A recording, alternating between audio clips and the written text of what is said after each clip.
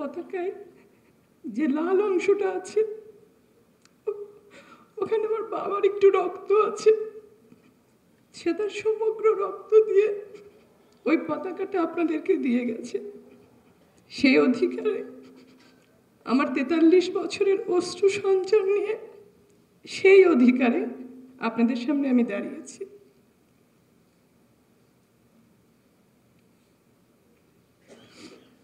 আমার বাবা শহীদ ডাক্তার আলিম চৌধুরী ছিলেন একজন চক্ষু চিকিৎসক। ডাক্তারির পাশাপাশি সেই ভাষা আন্দোলন থেকে তিনি স্বাধিকার আন্দোলনে আমাদের জাতির জনকের পাশেই ছিলেন, তার কর্মী ছিলেন। সেই অপরাধে, স্বাধীন বাংলাদেশ চাওয়ার অপরাধে 15ই ডিসেম্বর স্বাধীনতার সূর্য উত্থিত হবার আগের বিকেলবেলা আমার বাবাকে ওরা ধরে নিয়ে গেল। সারা রাত নির্মম নির্যাতনের পরে যখন পূবের আকাশে আমাদের স্বাধীনতার সূর্য উদিত হচ্ছে, তখন বাবাকে ওরা বেউনের চার্জ করে ব্রাশ ফায়ার করে মেরে দিল। আমি আমার বাবার বুকের উপর ঘুমাতাম, যে বুকের উপর ঘুমাতাম সেই বুকটা ওরা বেউনেটে আর ব্রাশ ফায়ার করে ঝাঁঝরা করে দিয়েছিল। আর আমার বুকে সারা জীবনের জন্য এক চরম শূন্যতা ভরে দিয়ে গেল। এই শূন্যতার কথা আমি জানি এই মঞ্চে আর এক পিতৃহাত কন্যা তিনি বুঝতে পারছেন। আমার এত বয়স হয়ে গেল কিন্তু আমি এই অশ্রু মোচন করতে পারলাম না। আমি জানি তিনি জানেন কেন আমি কাঁদছি, কিন্তু আমি ব্যক্তিগত দুঃখের কথা আপনাদেরকে বলতে আসিনি। আমি যদি আমার জ্ঞান হওয়ার পরে দেখতাম এই স্বাধীন বাংলাদেশ আমাদের মুক্তিযুদ্ধের চেতনার বাংলাদেশ, তাহলে আমরা ব্যক্তিগত চাওয়া পাওয়ার জন্য কোনোদিন আপনাদের কাছে আসিনি, কিছু বলতাম না। কিন্তু আমার জ্ঞান এসেছে, আমার শৈশব কৈশোর কেটেছে 2 জেনারেলের সময়। 75-এর পট পরিবর্তনের পরে বঙ্গবন্ধু তার সপরিবারের নির্মম হত্যাকাণ্ডের পরে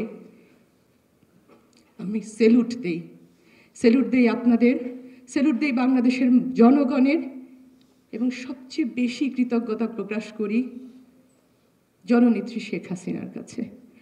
আমি জানি এই যুদ্ধাপরাধীদের বিচার করবার জন্য তিনি তার জানের উপর হুমকি নিয়ে আসছেন, তবুও তিনি পিছপা হচ্ছেন না, অসম সাহসী।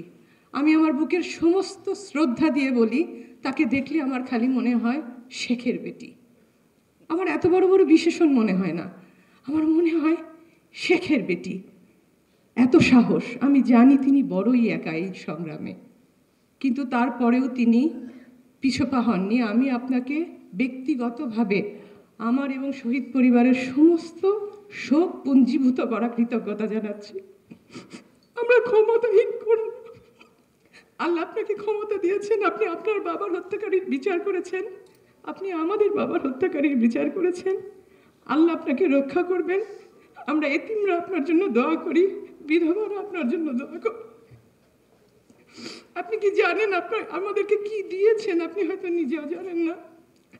আজকে সকালে যখন আপনার সাথে দেখা হলো, আপনি মার সাথে কথা বললেন, আপনি চলে গেলেন, মা আমার দিকে তাকিয়ে বলল, মা কি শান্তি লাগে না বুকে? আমার মাটা বড়ই অবাকা। আমি চোখের ডাক্তার হয়েছি তাকে খুশি করার জন্য, এত চেষ্টা করি, মার অশ্রু মুছতে পারি না, কিন্তু আপনার দিকে তাকালে তার ওই জ্বালা যন্ত্রণা আক্রান্ত বুকে শান্তি লাগে। আপনি আমাদেরকে এতটাই দিয়েছেন। এবং আপনি কি জানেন যে আপনি আপনার পিতার প্রতিজ্ঞা রক্ষা করছেন? আপনি জানেন যে একটি পারিবারিক সূত্রে আপনাদের পরিবারের সাথে যোগাযোগ আছে। ছোটকালে আপনি দেখেছেন আমাদেরকে। একটি সুখস্মৃতিও বলি, অনেক অশ্রুর মাঝে আমরা গিয়েছি ওনাদের বাসায়। বঙ্গবন্ধু ঢুকেছেন ড্রয়িং রুমটায়, নিচতলার ড্রয়িং রুমটায়। আমার বোন, ওনার ব্যক্তিত্বটাই ছিল এত বড়, আমার বোন ভয় পেয়ে সোফার পিছনে চলে গেছে। তা আমি খুবই ছোট ছিলাম। আলিমকে যারা মেরেছে সে আলিমের হত্যাকারীর বিচার আমি নিজে হাতে করব, কিন্তু ঘাতকরা তাকে সেই সুযোগ দেয়নি। কিন্তু আপনি আপনার পিতার সুযোগ্য কন্যা, আপনি শেখের বেটি, আপনি তার প্রতিজ্ঞা রক্ষা করছেন। আপনি আপনার বাবার ওয়াদা পূর্ণ করেছেন। আপনার কাছে সমগ্র জাতি কৃতজ্ঞ। শেষ করছি এটা বলে,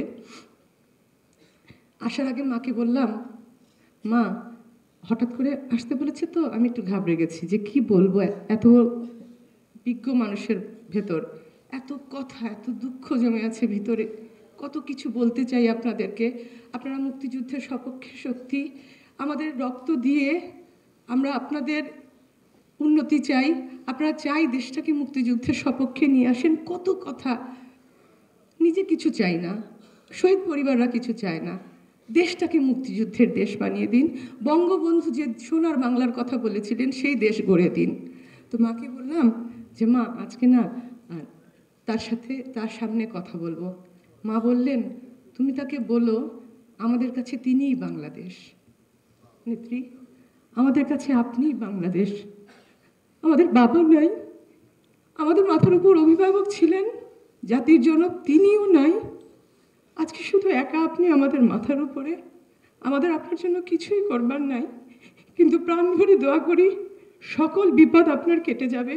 আপনি ভালো থাকুন, আপনি যুদ্ধাপরাধীর বিচার সম্পন্ন করুন, আপনি জামাত নিষিদ্ধ করুন, তাদের বিচার করুন।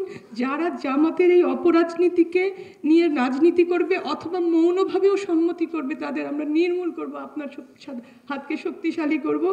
আপনি ভালো থাকুন, আপনি বেঁচে থাকুন, আমাদেরকে বঙ্গবন্ধুর সোনার বাংলা উপহার দেন, তাহলেই শহীদ সন্তানরা শান্তি পাবে।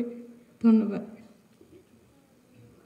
ডক্টর নুজহাত চৌধুরী সত্যিই বলেছেন, জননেত্রী শেখ হাসিনাই বাংলাদেশ। বাংলাদেশের পুরো ক্যানভাস জুড়ে আমাদের নেত্রী জননেত্রী শেখ হাসিনা। আজকের এই আলোচনা সভায় এখন আলোচনায় অংশ নেওয়ার জন্য অনুরোধ জানাচ্ছি বাংলাদেশ আওয়ামী লীগের